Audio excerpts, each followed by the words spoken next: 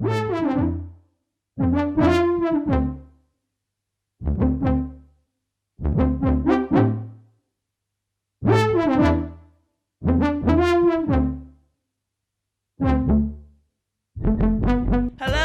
and welcome to episode 34 of No Eye Contact. My name is Ash. I'm your host. Haven't been here in a while. Welcome back. You stop. Thank you.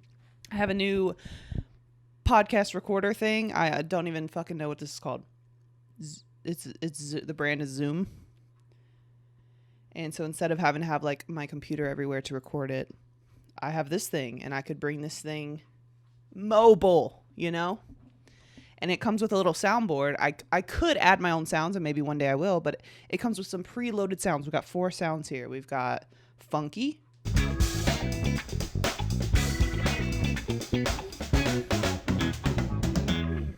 Hell yeah. Horn jazz. That's sick. And then we got applause, which stops very quickly. There's no fading. Done. And then we got a classic. But that's for if I make a really sick joke. My fucking computer won't turn on, and I'm gonna literally end my life over it. Yeah, I forced Firefox to exit. Hello. I'm gonna fucking kill myself. It's fine.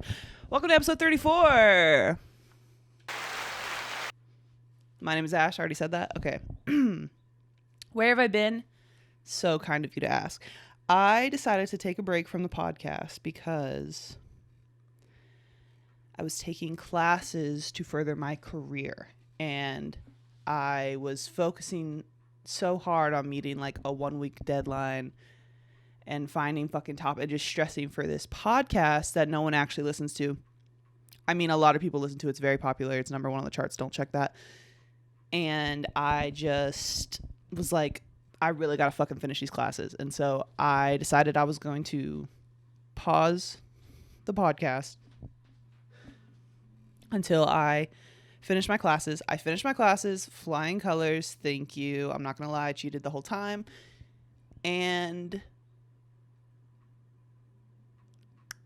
should I admit that on the internet? I'm joking. It was a joke. I would never cheat. I've never cheated. I'm not a cheater. I really hope it's picking up those sound effects, because that would be so funny if it didn't. This computer is so fucking old, and I'm gonna fucking end my life. I'm about to fucking go. What was I talking about? Oh yeah. Finish my classes, and then next thing you know, it's fucking island time, okay? My friends and I, we usually go to the beach, and I like the idea of the beach, but here was the idea this year, was like, we like the idea of the beach. What do we like about the beach? I like swimming, and I like being in the sun, and I like drinking with my friends, you know? What do I not like about the beach? The salt water burns my vagina, the sand fucking flicking up the fucking back of my legs, getting stuck in all my crevices, hauling all your shit out to the beach, and then it's crowded and kind of gross, and you don't have enough shade for everybody, and if you want to go in, like, you got to fucking battle the sand and the chub rub and the burning hotness of the concrete and the sand, and it's just, honestly, not that fun. I like the idea of the beach, not that fun. So this year, we decided to get brazy with it. Hold on a second. I'm standing up and I'm out of breath. I'm literally just standing and talking, and I am out of breath. Excuse me. Open Google Docs. It's probably because my laptop's on 4%. That's probably why she's not working her best. But also, she's from 2012, so get your shit together, you know. Not Google Docs. I'm gonna fucking end my life.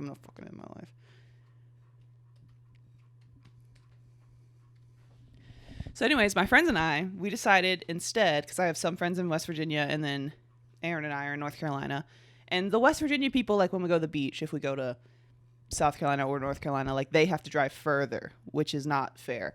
So we were like, why don't we meet in the middle in Virginia? And at first we looked at like Virginia Beach, but Virginia Beach, expensive, crowded, again, don't actually like the beach. So then I'm like, dude, I just need a pool. I just want like a house where we don't have to deal with people and there's a fucking pool. And so that's what we did. We stayed in Covington, Virginia at an Airbnb. The people were very nice and they had a very nice pool in their backyard. And it was just so fucking fun. It was so fun, dude. It was perfect. I don't want to go to the beach anymore. I don't want to go to the beach until I am rich enough to like have a private beach when I go. You know, I don't want to see people. And I also want it to be a beach where I don't have to walk that far. You know? And I can get drunk and smoke weed and it's not frowned upon. So anyways, let me think. The drive was fucking beautiful. Virginia is very pretty. Virginia's for lovers. I don't know if y'all heard, but Virginia's for fucking lovers. Give it up. Give it up for Virginia, everybody. Virginia's for lovers. Gay lovers. But so, I'm like trying to do 3 things at once. I'm trying to form a coherent thought. I'm trying to then like put that thought into words. And then I'm also trying to sign into my Google Drive on my ancient fucking MacBook so that I can get to what like I wanted to talk about today. Sorry, I really could have prepared better, but my life's a joke. Anyways, okay, Virginia. What do I want to say about Virginia? First day we got there, in the pool. We're in the pool. We went grocery shopping before. That way, as soon as we got there, we could get in the fucking pool. And we started drinking. I got drunk. It was fun.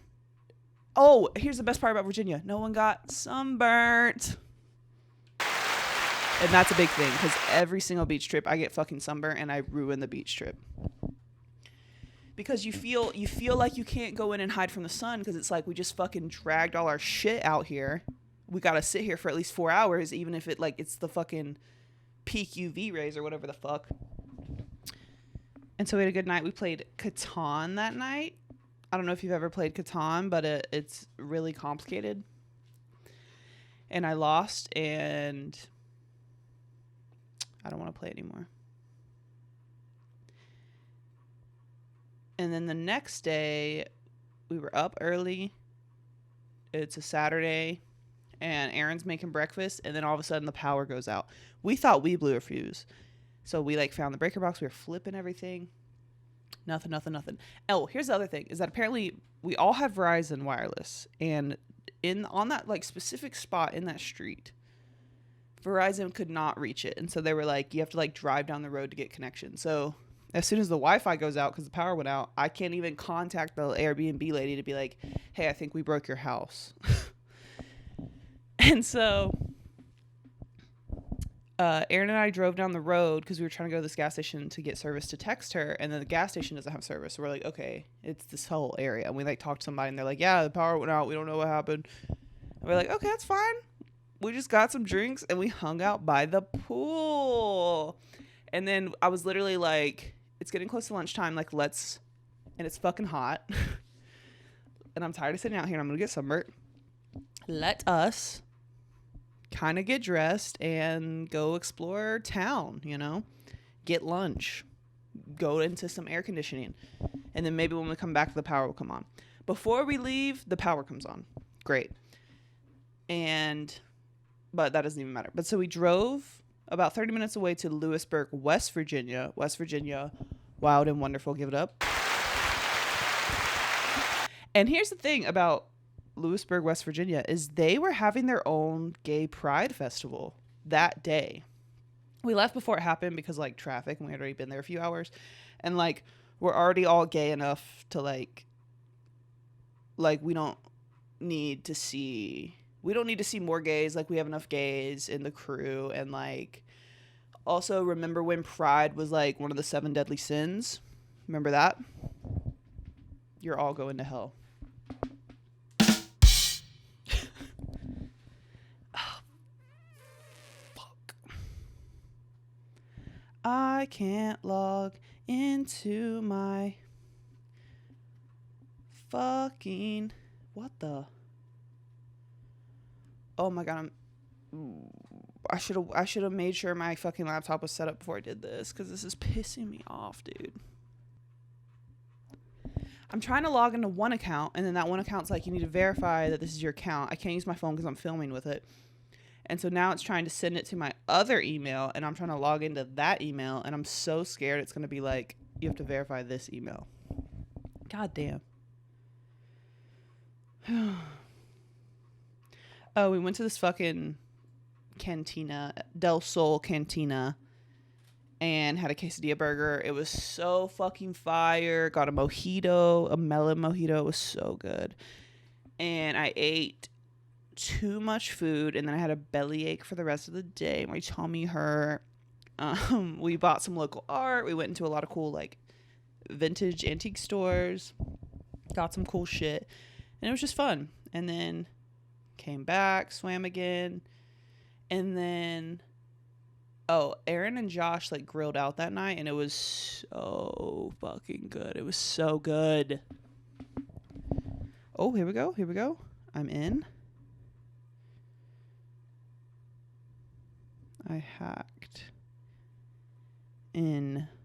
Open it so I can see the fucking verification code, bitch. And then the next day, woke up early again. And that day, we had decided, you know, we're not going to go anywhere. We're day drinking. We bought so many groceries. We need to go through those groceries. It's not going to let me. Oh my fucking God. I just need to look at a fucking PowerPoint.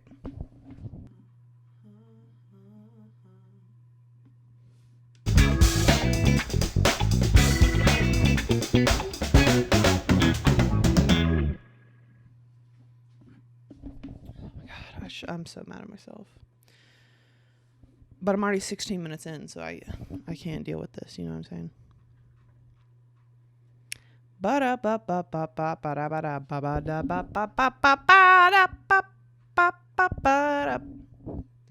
just start singing Hairspray.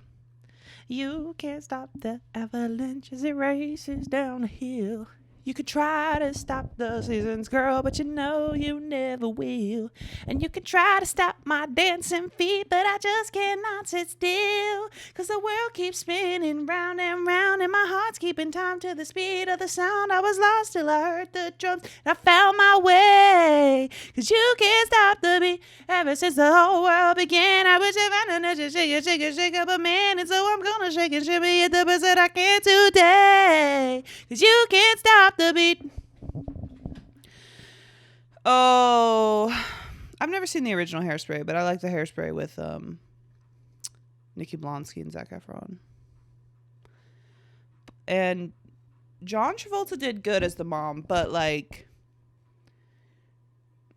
did we have to get a cis man to play that character, you know? Like, I'm sure there are very talented trans women who could have played it. Open this fucking presentation, I swear to God. Oh my God. Okay, so on Sunday, we decided we're day drinking, we're chilling. Woke up at like 7:30 in the morning. What did I do at 7:30 in the morning? I had my first drink. And I continued to drink until 12, right? And I got pretty drunk. And I remember we ate like sandwiches for lunch, and as I'm eating my sandwich, I was like, whoa. I don't know what I'm gonna do if I can't open this, because this is like the whole podcast. I'm not saying that that's me. God damn. Woo! And we're back, baby. And if I just stopped filming and pressed the buttons on my phone the first time, probably could have saved about fucking 10 minutes of bullshit. But that's fine. We live and we learn and we love, and when we let go and we evolve and we adapt and we change. And okay, so I'm really drunk on Sunday. I got so drunk that like I had no choice but to take a nap on the couch, right? But here's the dumb part, is that I took a nap on the couch in my bathing suit that was still wet. That's the level of drunk I was at, okay?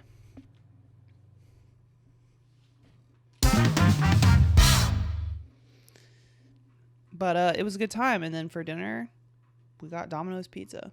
It was fucking fire. And yeah, and then the very next weekend was Everett's birthday. So we all go to West Jefferson for Everett's birthday. But it is Everett's birthday, but it was a trick. It was a dirty little trick for Everett to propose to his girlfriend of 5 years, Allie. And we were all in on it, except for Allie, obviously. And we had a lot of fun, a lot of laughs. We played Monopoly.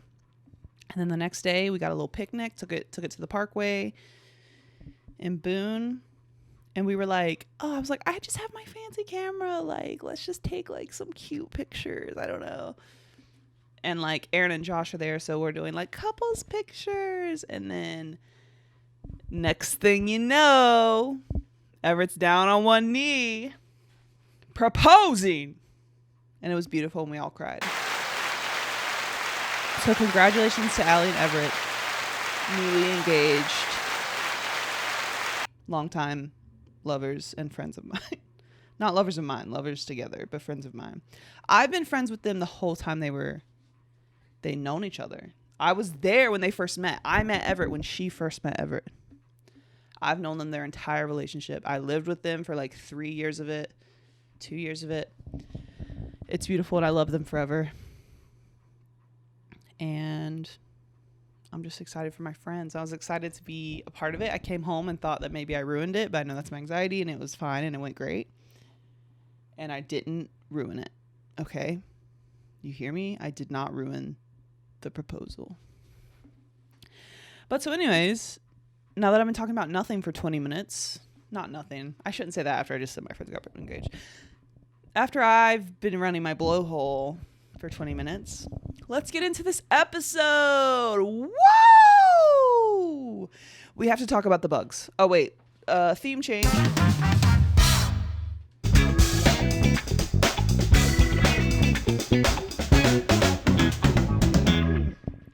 We have to talk about the bugs. We have to talk about the fucking bugs, dude. It's bad. And I decided that I hate summer. I hate it. There's too many fucking bugs. I live in like a fucking swamp, apparently. And I can't go outside. I can't go outside. I'm covered in bug bites. Covered in mosquito bites. I got bit by ants for the first time. That was cool. I have like a beautiful front porch I would love to sit out and enjoy. Mosquitoes attack me every time. I hung up a giant mosquito net. I'm a fucking idiot and I didn't pay attention to like how tall it was. So there's about 3 inches at the bottom where mosquitoes can get right in. And they do. And they attack me. And I could rehang it. Not gonna do it, mate. It took too long for me to do it the first time. So I'll just fucking complain about it, okay? And I can. And I'm allowed to. And this is my podcast. Yep.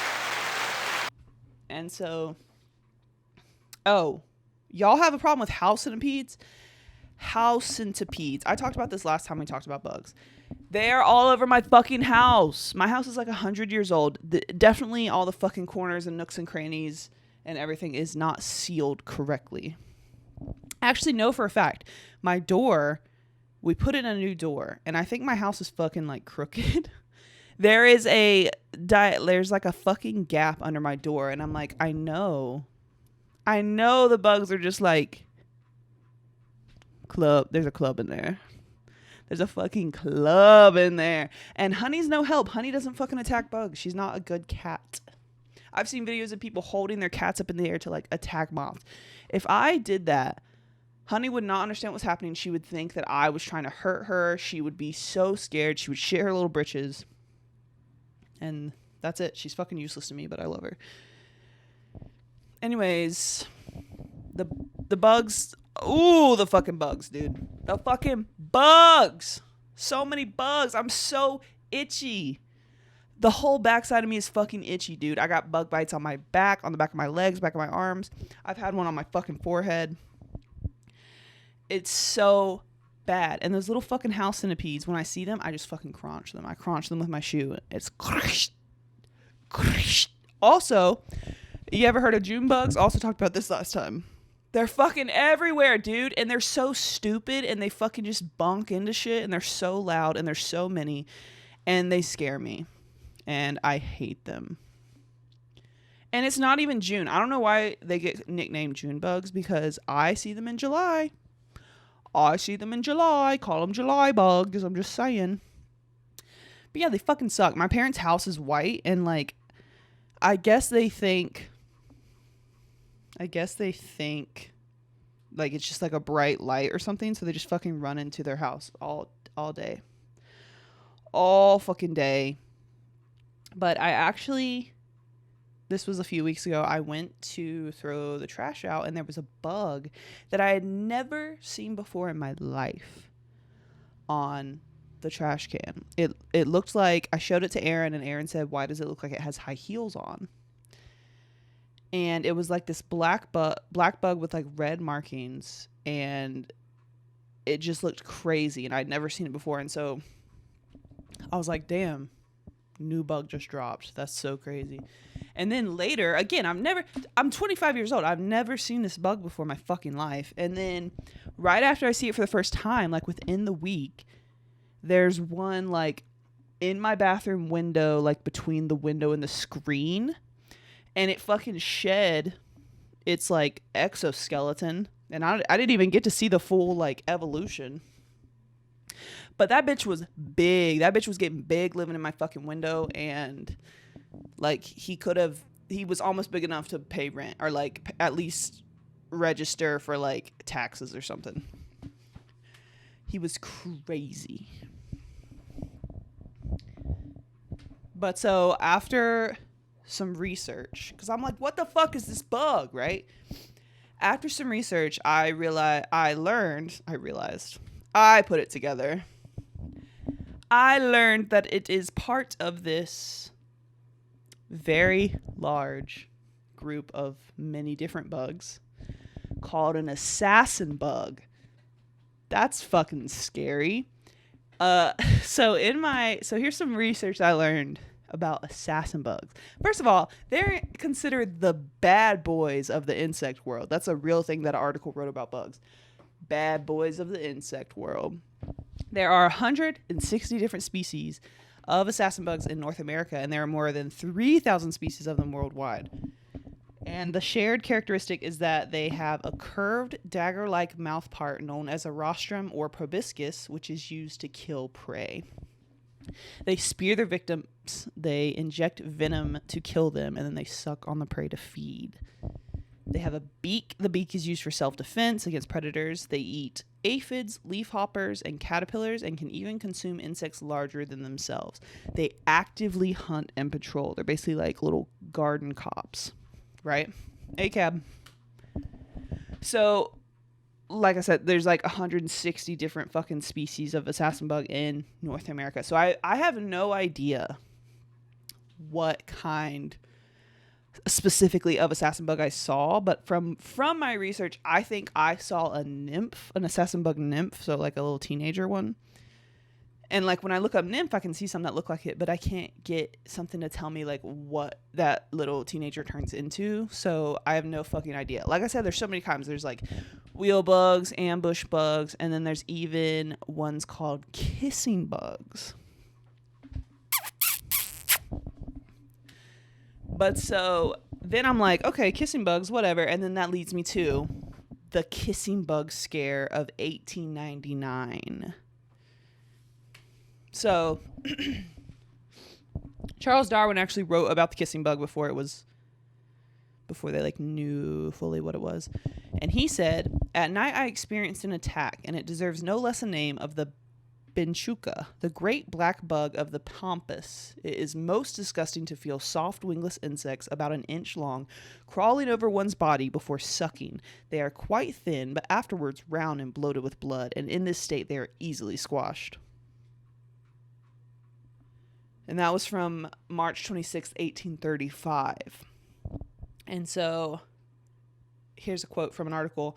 "The great black bug of the pampas was most likely a bloodsucker called Triatoma infestans, an insect which is a primary vector of a parasite called Trypanosoma cruzi. This parasite causes Chagas disease, a debilitating infection that harms the victim in 2 stages, an acute phase that begins about a week after the bug bite and causes fever and occasional swelling at the site of the bite, and a chronic phase that shows up as long as 25 years after exposure, where the patient's organs are irreversibly damaged. Organ damage primarily targets the heart and digestive system." So basically, Chagas disease is an endemic throughout South and Central America and Mexico. I had to look up what endemic means, and it means regularly found among particular people or in a certain area. So apparently this is it's a lot. And there's like 6 million new cases every year. There's like 7,000 to 12,000 deaths every year. And cases in the U.S. are rare, but they are increasing. And so these kissing bugs, basically it's like the kissing bugs that have this parasite. If they have the parasite and they bite you, that's like how they spread Chagas disease. And the kissing bugs that spread Chagas disease are found in 28 states, mainly in Texas, Arizona, and New Mexico. And it's rare that they bite humans, but like obviously it does happen. But they can feed on a wide variety of animal species. But they usually don't go for humans, I don't think. But so basically, I'm going to read. I'm out of breath.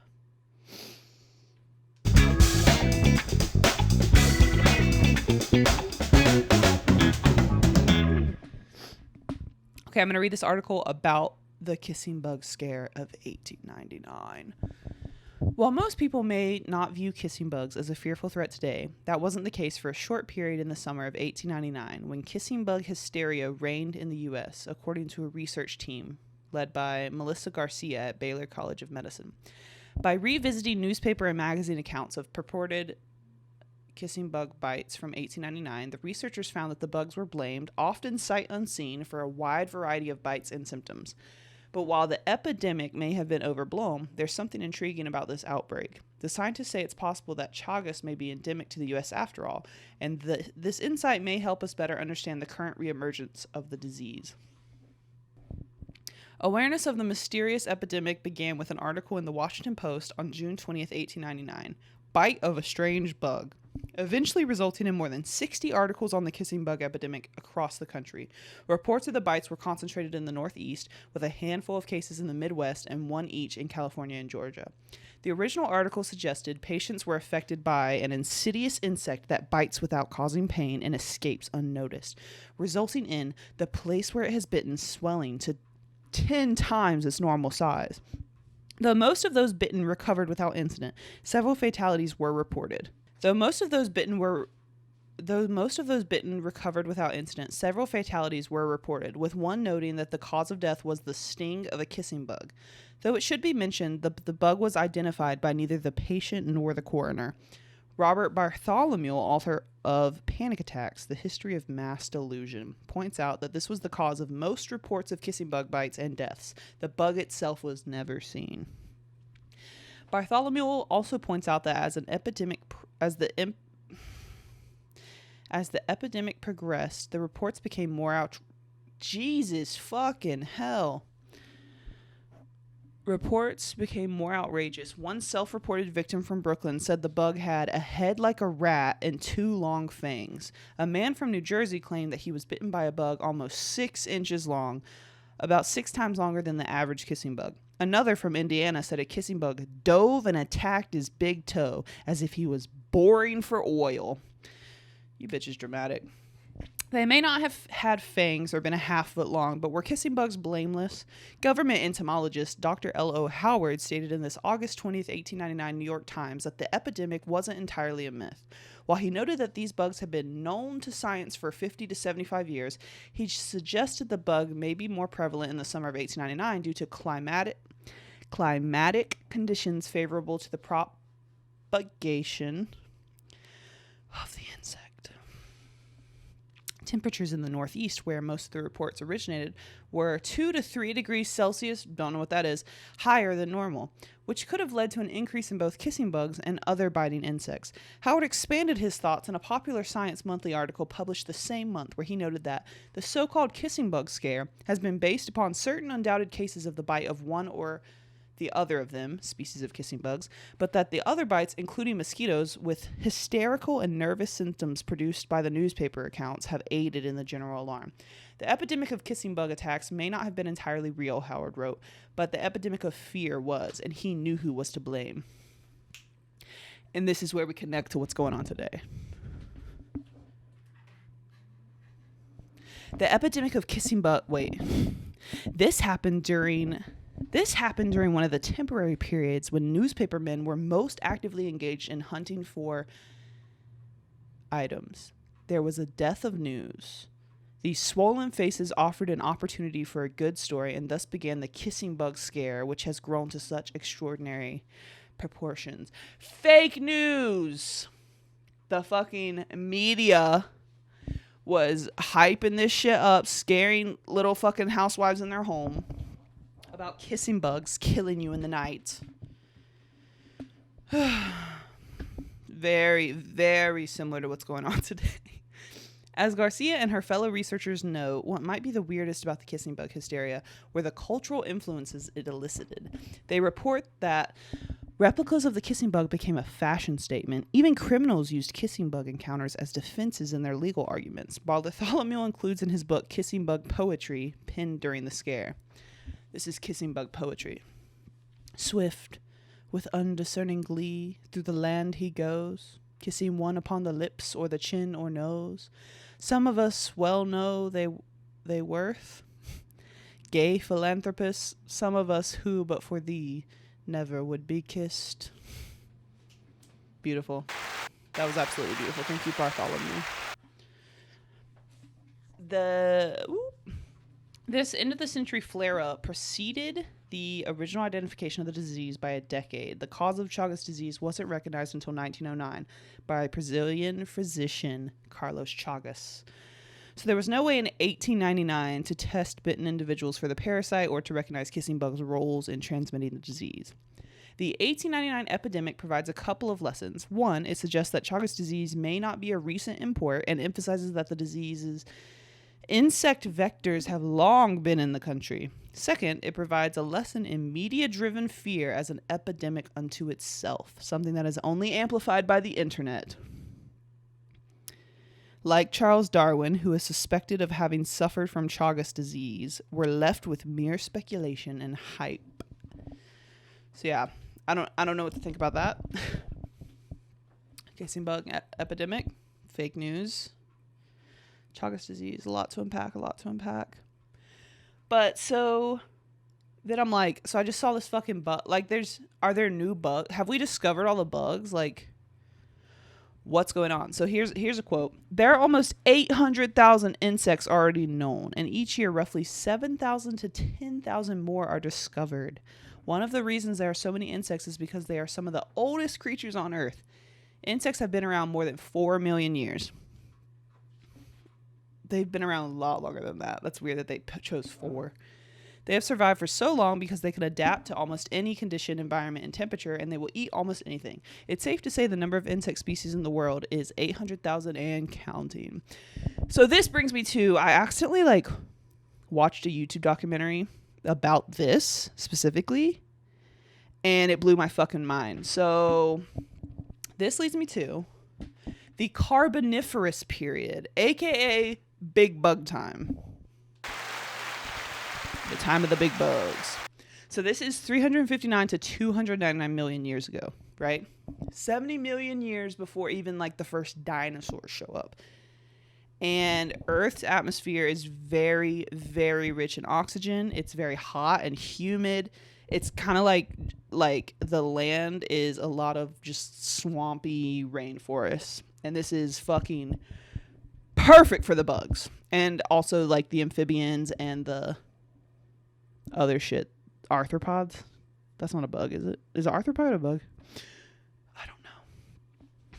Is a horseshoe crab an arthropod? I'm not going to Google it. These are just questions, questions we like to think about. What's an arthropod? Anyways, it doesn't matter. Okay. Bugs were, and this is a quote, bugs were able to diversify greatly, competing with amphibians that were forming their own distinct groups. Despite the strong presence of amphibians at this time, arthropods were able to colonize. I guess arthropods are a bug. Got it. Despite the strong presence of amphibians at this time, arthropods were able to colonize the land in many successful forms, from cat-sized scorpions to large proto-cockroaches. So, the scientists believe that they were big because, like, they tracked how much oxygen was being released into the air. I think it said it was like over 30%, and what we have now is like 21%. Anyways, they tracked like the size of bugs and animals and shit with like the history of the Earth's like oxygen levels, and they follow it, right? Like they get bigger when there's more oxygen, get smaller, but at the end of the Carboniferous period and then into, I believe, like the Permian, something with a P period, there was like one bug that survived well into that period. However, so the oxygen levels kept going up, and then the bugs did not keep getting bigger after the Carboniferous period.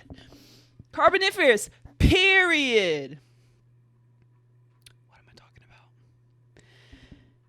And they think it's because this is when birds were evolving. And so I guess the birds were really having like a golden corral situation with the bugs, because it's just big bugs. That would be crazy if like big bugs continued to evolve, and like now in present day we had like birds, and then we also had like bird-sized bugs. That would be a fucking nightmare. That would be a nightmare. I would kill myself, I think I would kill myself. Woo! But so they think that because there was so much oxygen, they were able to, the bugs were bigger because they could get more oxygen through their little breathing tubes, because apparently bugs don't have lungs. They have breathing tubes. But so yeah, bug time ended with the evolution of birds, and it became more preferable evolution-wise to have like a smaller body, I guess. I don't know. But let's take a look at some of the big bugs of the Carboniferous period. First one is Meganeura monnier. Meganeura is one of the largest flying insects of the period. They basically look like a present-day dragonfly, and they are a distant relative of the dragonfly. They lived in what is now Europe. They had a wingspan of up to 2.5 feet. A dragonfly with a 2.5 foot wingspan. No, thank you. Scientists say it was a predator which fed on other insects and probably amphibians. It is assumed that its mouth has powerful mandibles powerful mandibles with large sharp teeth for crushing and slicing. Wow. Give it up for Meganeura monnier. Thank you. Next one we have is Arthropleura armata, which is basically a giant fucking millipede. So it's the largest land invertebrate to have ever lived on Earth. And I didn't fact check that. I just wrote that down from the article. It's a species of giant millipede, and it was found in what is now Scotland and North America, known to reach over 8 feet long. 8 feet long! And 1.5 foot in width. Some incomplete fossils Some incomplete fossils suggest that they may have been even bigger than that. They were initially thought to be a predator. Apparently with the fossils, they could never find like a complete mouth with the fossils. And so they just assumed like, oh, it's a predator. And they probably had like a strong mouth things for like cutting up their prey. But now they actually think that they were vegetarians.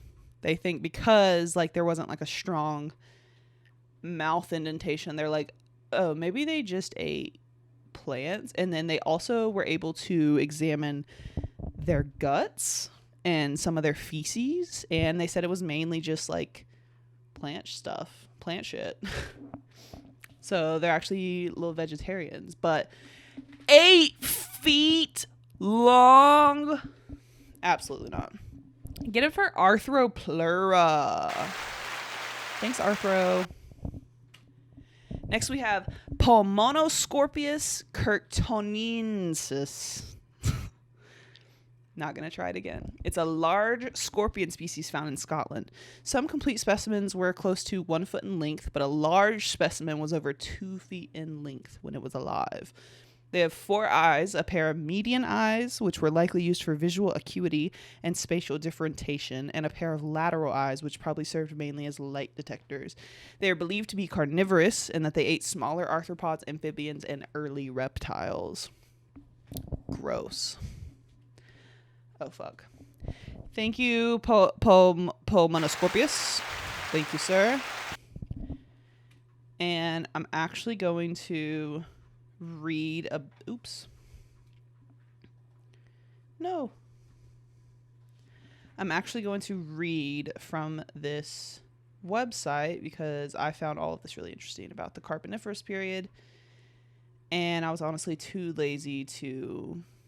what's it called? Sum it up. I wanted to say plagiarize, but I mean, that's not what I was looking for. I was honestly too lazy to plagiarize. Ho, hey, hoo, hoo, hoo. Also, all of the research and websites and articles I used are linked in the description. I got in trouble for plagiarism in college, so I do list my sources. Okay, this is when it ended. The Carboniferous rainforest collapse. Here's the end. About 305 million years ago, Earth experienced a minor extinction event involving the collapse of the tropical rainforest. Atmospheric carbon dioxide levels began decreasing significantly during the Carboniferous period. Cooling during the middle Carboniferous, around 320 million years ago, caused average global temperatures to drop from 20 degrees Celsius, which is 68 degrees Fahrenheit, to 54 degrees Fahrenheit. As a result, glaciation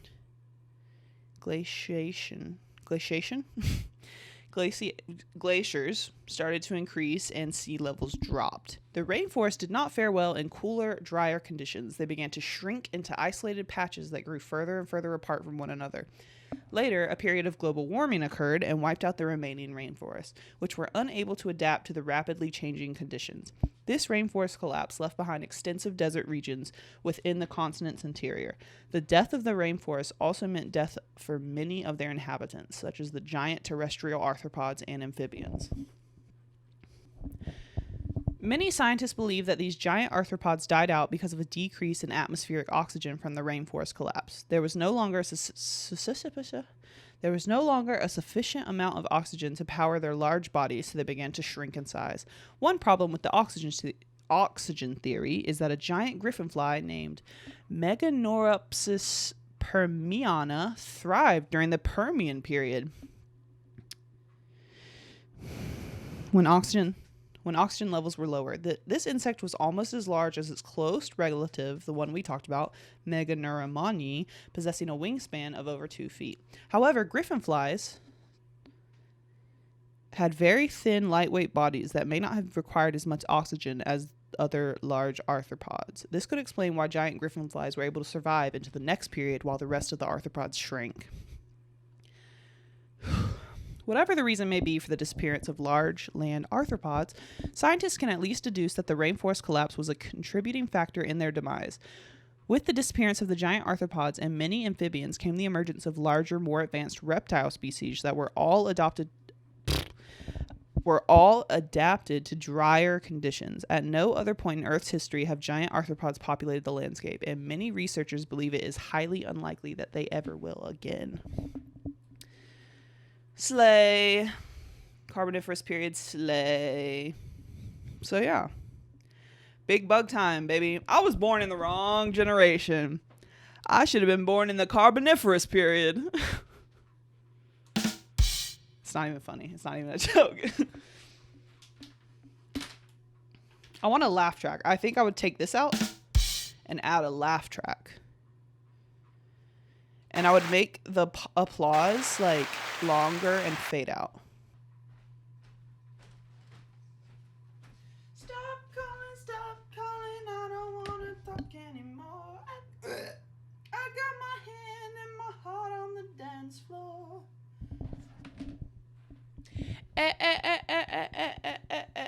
Stop telephoning me. I'm busy. All right, so that kind of comes to the end of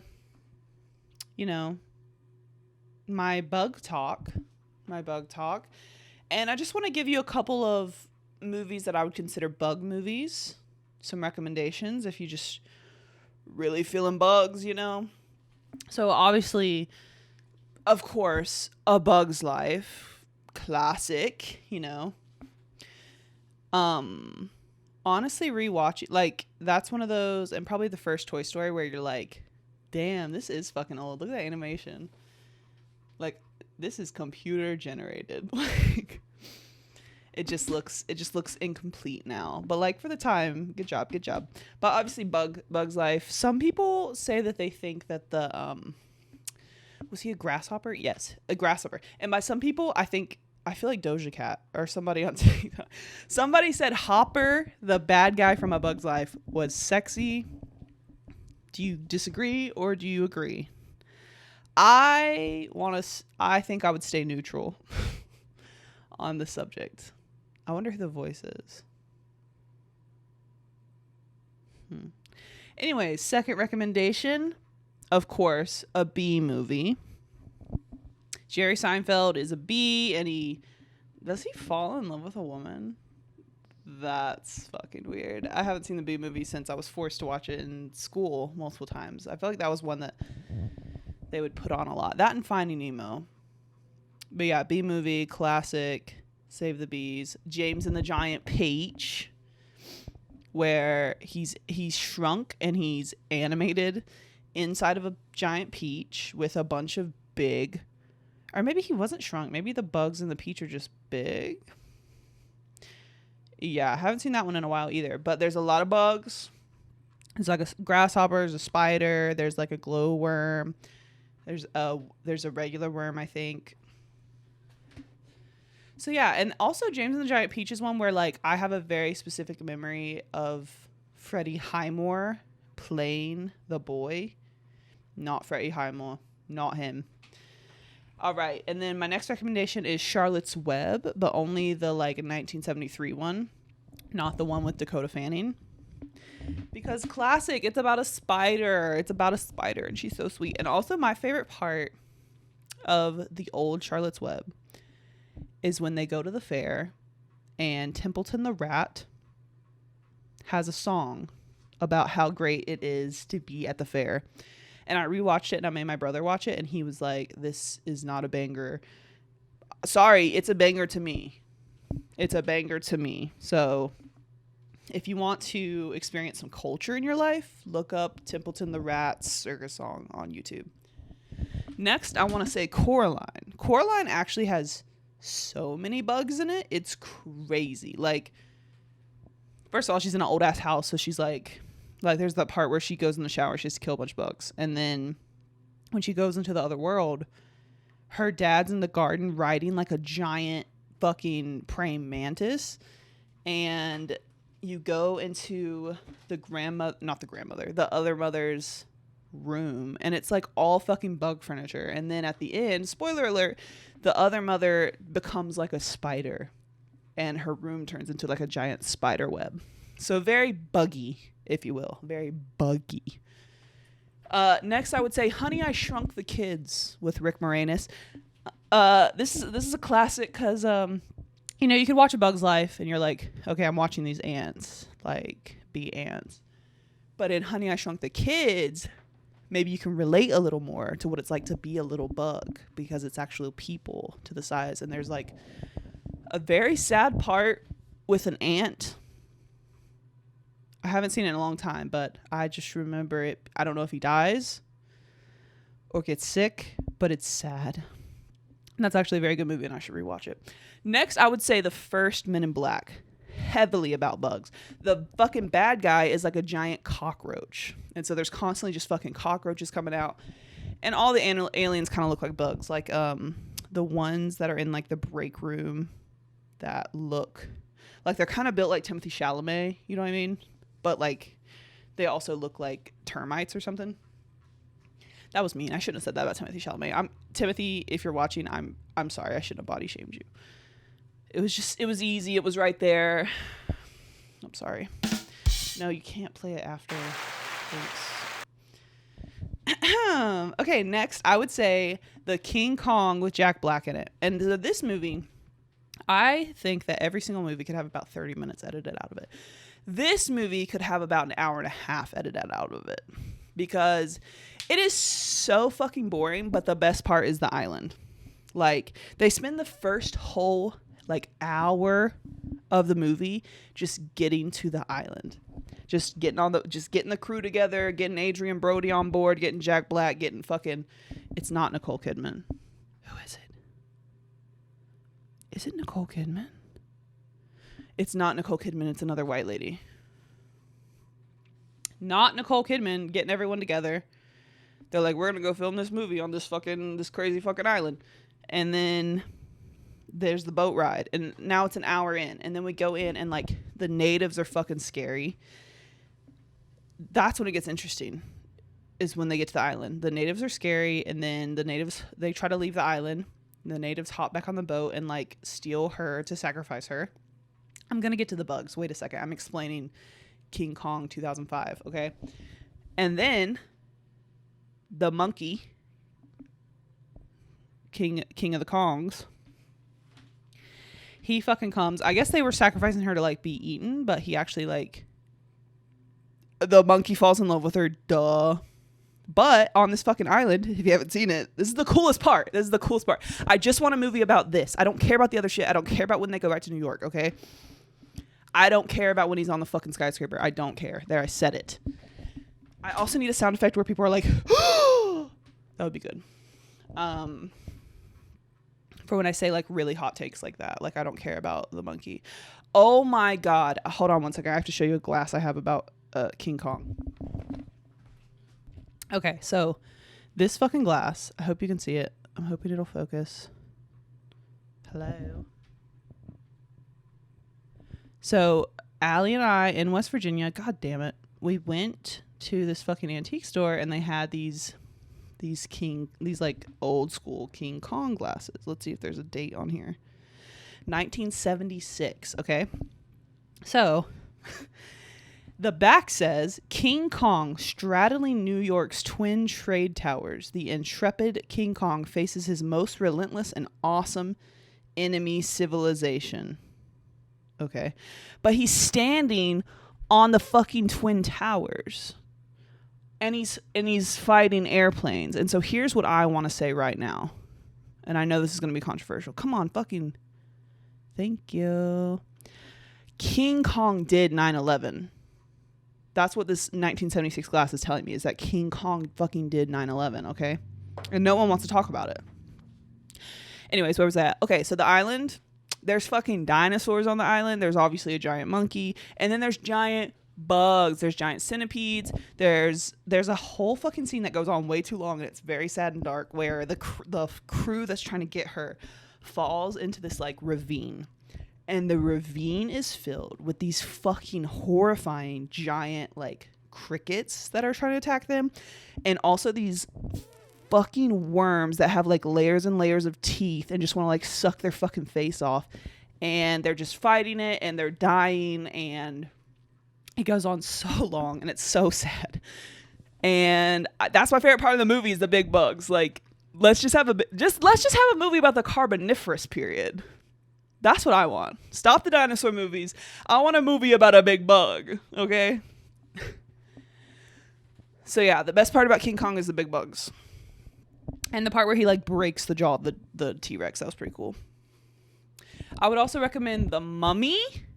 They've got those beetles that like fucking bury under your skin and kill you somehow like that. And it's really badly CGI'd, but it is a bug. I would also recommend My Girl, which is a movie where... what's the fucking kid from Home Alone's name?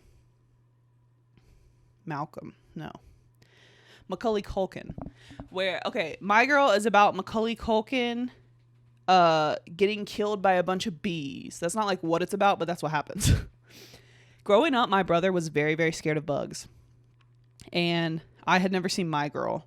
Somehow it came into my possession. And my parents were literally like, this movie is fucked up. And you cannot watch this movie around your brother. And so I'm imagining something like fucking insane. Like, I'm imagining, I don't know, something fucking insane. And the movie is fucked up, but it's good. But then he just like, it got stung by a bunch of bees and died. And I was like, that was it. That was it? That was it? Y'all were acting like that because of that? But yeah, it was just because my brother was scared of bugs. But I actually ended up being obsessed with the movie My Girl. And also, a young Jamie Lee Curtis is in it. And we love Jamie Lee Curtis over here. We are stans. My last bug movie recommendation is The Human Centipede. I have seen The Human Centipede. You don't need to see it.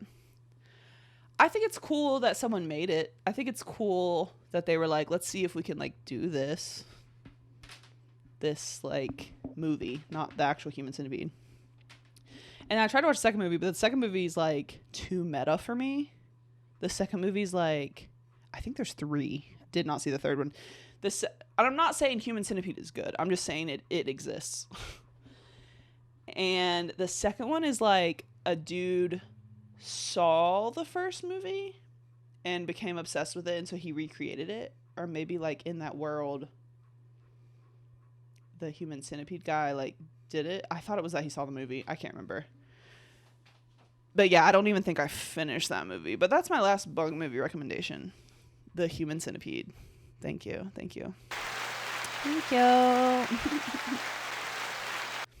And that's kind of all I have on bugs. But I have decided that I want to do a segment at the end of my podcast for some good news. So it's time for some good news, because all you hear is fucking bad news. Like, we could talk about Roe versus Wade. We could talk about fucking all the fucking shootings happening. But everyone talks about that. We know about it. It just fucking depresses us even further.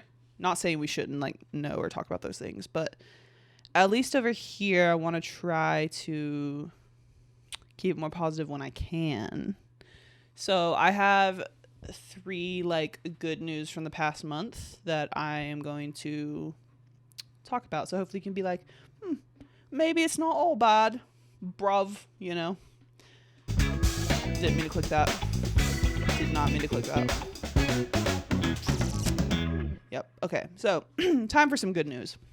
This was from June 2nd. A UK company, a couple of UK companies, like 3, I think, are trialing 4-day work weeks.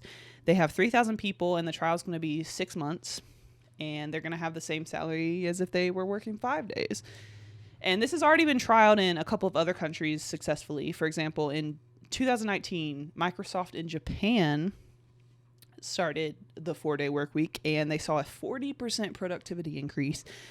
And 4-day work week is actually the norm in the Netherlands, and the Netherlands in like are ranked like the 5th happiest country in the world to like live in.